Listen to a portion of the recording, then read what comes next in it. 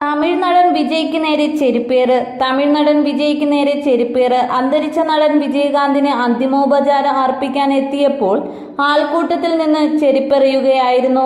ഗുരുതുല്യനായ വ്യക്തിയായിരുന്നു വിജയ്ക്ക് വിജയകാന്ത്. വിജയകാന്തിന്റെ മൃതദേഹം പൂർണ്ണ ഔദ്യോഗിക ബഹുമതികളോടെ DMDK ആസ്ഥാനത്ത് സംസ്കരിച്ചു. പ്രശസ്ത തമിഴ് നടനും DMDK സ്ഥാപക നേതാവുമായിരുന്ന വിജയകാന്ത്, അദ്ദേഹത്തിന് 71 വയസ്സായിരുന്നു. ചെന്നൈയിലെ സ്വകാര്യ ആശുപത്രിയിലായിരുന്നു അന്ത്യം. കോവിഡ് സ്ഥിരീകരിച്ച അദ്ദേഹത്തെ ശ്വാസതടസ്സം അനുഭവപ്പെട്ടതിനെ തുടർന്ന് വെന്റിലേറ്ററിലേക്ക് മാറ്റിയിരുന്നു. പിന്നാലെ ആരോഗ്യനില മോശമാവുകയായിരുന്നു. അനാരോഗ്യത്തെ തുടർന്ന് ഏറെക്കാലമായി സജീവ രാഷ്ട്രീയത്തിൽ നിന്ന് വിട്ടുനിൽക്കുകയായിരുന്നു.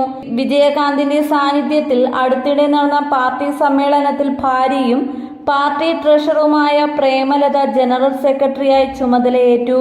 80കളുടെ തുടക്കം മുതൽ തമിഴ് സിനിമയിലെ സജീവ സാന്നിധ്യമായിരുന്നു ക്യാപ്റ്റൻ എന്ന വിളിപ്പേരിൽ അറിയപ്പെട്ട വിജയകാന്ത്. ദേശീയ മുർപോക്ക് ദ്രാവിഡ കഴകം എന്ന പാർട്ടിയുടെ സ്ഥാപക നേതാവും 2 തവണ നിയമസഭാ അംഗവുമായ വിജയകാന്ത് 5 വർഷം പ്രതിപക്ഷ നേതാവായും പ്രവർത്തിച്ചു.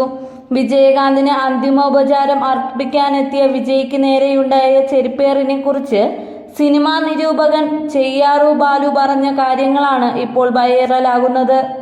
വിജയകാന്തിനെ കാണാൻ ശ്രമിച്ചപ്പോഴൊന്നും വിജയ്ക്ക് അനുവാദം കിട്ടിയിരുന്നില്ല എന്നും അതുകൊണ്ടാണ് ജീവിച്ചിരുന്നപ്പോൾ വിജയ്ക്ക് അദ്ദേഹത്തെ സന്ദർശിക്കാൻ കഴിയാതിരുന്നതെന്നുമാണ് ചെയ്യാറു ബാലു അരംനാടിന് നൽകിയ അഭിമുഖത്തിൽ പറഞ്ഞത്.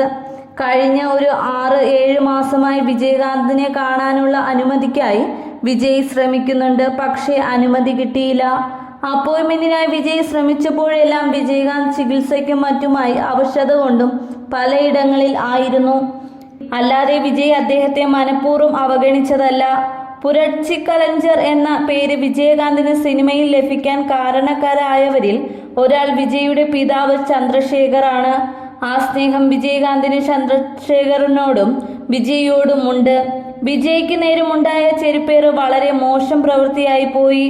വിജയകാന്ത് ഉണ്ടായിരുന്നെങ്കിൽ അദ്ദേഹം അത് ചെയ്തവരെ വെറുതെ വിടില്ലായിരുന്നു എന്നാണ് ചെയ്യാറു ബാലു പറഞ്ഞത്.